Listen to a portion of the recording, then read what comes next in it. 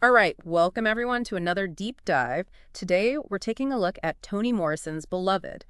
We've got a really interesting collection of excerpts here, different analyses of the novel, looking at the themes, the characters, Morrison's writing style, all that good stuff. Yeah, I think with this one, we really want to get to the heart of what makes Beloved such a powerful, enduring piece of literature. What's its historical context? What's its legacy? And why does it still resonate so much with readers today? Yeah, for sure. And one thing that really jumps out from these sources right away is Morrison's, very direct, very honest portrayal of the realities of slavery, especially for Black women. Right, and it's not sugar-coated at all. It's brutal, it's unflinching. I mean, you have to remember that Beloved is based on a true story, the story of Margaret Garner, this Kentucky slave who killed her own child rather than see her, go back into slavery. It's a chilling story, and it lays the foundation for this exploration of trauma and memory that Morrison does so well in the novel. And of course, at the heart of it all is Sethe, this woman who escaped slavery but who's still haunted by the past. Dealing with the weight of motherhood under just unimaginable circumstances and the legacy of slavery that, well, just never really goes away, does it? Not at all. So where do you want to start with this? I mean, how about we jump right into how Morrison depicts slavery itself? Yeah, good idea. Like you said, it's rooted in that true story of Margaret Garner. And Morrison doesn't shy away from showing us just how violent, how degrading that system was. Even in the seemingly small details, like when Sethe has her breast milk stolen by the schoolteacher's nephews. Yeah, what does that tell us about how much control slaves had over their own bodies? It's just like complete lack of autonomy, right? I mean, it wasn't just isolated incidents either. You see the savage whippings that Sethe endured as just this relentless depiction of dehumanization. And you see that reflected in what Baby Suggs says, too. How men and women were moved around like checkers. It's this really powerful image of just being treated as objects, completely powerless. Exactly. And then you have that conversation between Paul D and Stamp Paid. Remember when Paul D asks, "Tell me one thing. How much is a nigger supposed to take? Tell me. How much?" Oh, yeah, it's like this raw cry of someone who's been pushed to their absolute limit, like stripped of their dignity, stripped of their agency. It really makes you think about the breaking point of the human spirit. Totally. Okay, so let's talk about Sethe. Because our sources really emphasize how she becomes this voice for the experiences of Black women under slavery, experiences that were so often silenced. And Morrison does this so brilliantly, not just by making Cease the main character, but by giving us access to her thoughts, her memories, her motivations, even her infanticide. As horrific as it is, it's presented as this, desperate act of love. Right. And it makes you question everything. Like, what does it say about the value of life under slavery that a mother would choose to kill her own child? It's unthinkable. And Morrison gives us Seath's justification, right?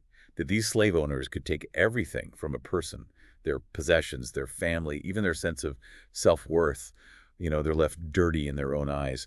So to Sethe, the only way to truly protect her children was to take their lives before the system could happen. And remember that line? Those 10 minutes were longer than life, more alive, more pulsating than the baby blood that soaked her fingers like oil. It's just, wow, the imagery there is just so powerful. It's incredibly vivid and disturbing, but it really gives you a sense of the weight of that moment for Sethe, right? The magnitude of what she did. And then you have Paul D's story, which unfolds slowly after he and Sethe reunite. Yeah, and his experience, it shows us the long-lasting damage of slavery. It wasn't just physical, it was emotional, psychological, everything. Yeah. I mean, one source used this word clipping to describe what he went through, which I thought was really powerful. Clipping. Yeah, like they were systematically chipping away at his humanity bit by bit. And you see that in how his body was literally evaluated, in terms of money, his strength, his brain, like he was a commodity, not a person. Right, and he internalizes that, right? Yeah. To the point where he basically shuts down emotionally. Right. Like he's locking his feelings away in this tobacco tin in his chest. It's such a powerful image. So powerful. I mean, how do you even begin to process that kind of trauma? And then when he finds out about Sethe's fantasy, it's almost too much for him to handle, right? He leaves, but then he comes back, which is really significant. It is, because when he comes back, he says, Sethe, me, you, we got more yesterday than anybody. We need some kind of tomorrow. It's like he's acknowledging their shared pain, but also this need for hope, this need for connection. Exactly. For Paul D, freedom isn't just about not being physically enslaved anymore. It's about being able to love, to choose, to have some agency in your own life, something that was denied to him for so long. Okay, so let's talk about Baby Suggs for a minute. Because she's such a force in this novel. She's the symbol of, like, Black resilience and courage. Right. When Sethe and her children arrive at 124, baby Suggs is the one who helps them heal, who encourages Sethe to find joy in her children, even after everything she's been through. She's like this incredible source of strength and wisdom. But we have to remember that even her freedom came at a cost. Her son, Hallie, bought her freedom. And she still carries the physical and emotional scars of slavery. Yeah, her busted legs are this constant reminder of what she endured. But then she becomes this unchurched preacher, right? She opens her heart to the entire Black community, holding gatherings in the clearing, encouraging them to love themselves, to love their bodies after a lifetime of being told they were worthless. Yeah, it's this incredibly powerful act of reclaiming their humanity. But then, tragically, it all falls apart after C's infanticide. The community turns away from her, and baby Suggs eventually dies, essentially of a broken heart. Yeah, it shows how trauma can ripple outward, impacting not just individuals, but entire communities. Okay, so let's talk about Morrison's writing style for a bit. I mean, one thing that's so striking about Beloved is how she plays with time. It's not a linear narrative at all. Yeah, it's almost dreamlike how she weaves together the past and present, the memories and the lived experiences. It can be a little disorienting at times, but I think that's intentional. It's meant to reflect the lasting power of the past, especially for those who've experienced trauma. Right. And her writing is so infused with African American oral traditions, like the call and response, the repetition, the use of folklore and spirituals. It all adds to this feeling of a collective memory, a collective voice. Yeah.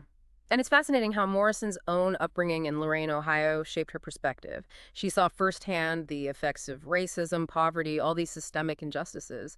And even her father's love of telling ghost stories kind of planted the seeds for that mystical, almost supernatural element that you see in her writing. That's so cool. Yeah. And speaking of the supernatural, we have to talk about the role of African American folklore in Beloved. I mean, it's everywhere. The ghost stories, the folk tales, the superstitions. Yeah, and it's not just there for decoration. It's woven into the fabric of the story. It's how Morrison explores these really complex themes of trauma, memory, identity. It's how she connects the past to the present. Exactly. It's like she's using these traditional forms to give voice to experiences that have been historically silenced, to make sense of the unspeakable. And then there's the structure of the novel itself, the way this story unfolds through this process of rememory that Morrison talks about. Yeah, it's not a straightforward telling of events. It's more like these fragmented memories resurfacing, often triggered by sensory details, smells, sounds. It's almost like how trauma works, right? Yeah. It comes back in these flashes, these intrusive thoughts. Yeah, it's so powerful. And the way she uses repetition throughout the novel, certain phrases, certain images, it's like she's emphasizing the cyclical nature of oppression, how the past continues to haunt the present. And the way she blends past, present, and future together, it's like she's suggesting a different way of experiencing time, one that's not bound by these linear Western concepts. I love that. So to bring it all together, we have to talk about the themes of memory and trauma. I mean, these are at the heart of Yeah. Beloved. Absolutely. You see the characters struggling with a past that's been shaped by this, white male-dominated historical narrative, and Morrison's using memory to challenge that narrative, to give a voice to the silenced experiences of slavery. Especially for Black women, we see the psychological toll that slavery took on them, particularly as mothers. And Seed's struggle with memory, her desire to forget the horrors of Sweet Home, it creates this tension throughout the novel, this push and pull between remembering and forgetting. Right, because the past is painful, but it's also a part of who they are. Right. You can't just erase it. And Morrison uses all these techniques, these fragmented thoughts, these disembodied images, to really capture the way trauma can distort reality, can fracture the self. So as we wrap up this deep dive into Beloved, I'm curious, what are some of the key takeaways that stand out to you? Well, for me, it's just the sheer power of Morrison's writing. The way she brings the past to life in such a visceral, unflinching way. It forces us to confront the horrors of slavery and to really think about its legacy. And it also highlights the importance of communication, of sharing our stories, even the painful ones. Yeah, I agree. One of the sources made this point that for Morrison, silence is dangerous. It allows history to be rewritten, to be forgotten.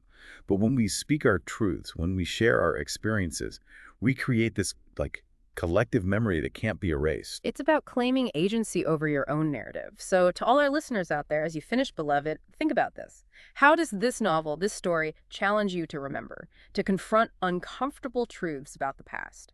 And how do those truths continue to shape the world we live in today? It's a big question, but it's one that Morrison forces us to grapple with. And that's the power of great literature, isn't it? It stays with you long after you've finished reading. It definitely does. Thanks for diving into Beloved with us. Absolutely. Until next time, everyone.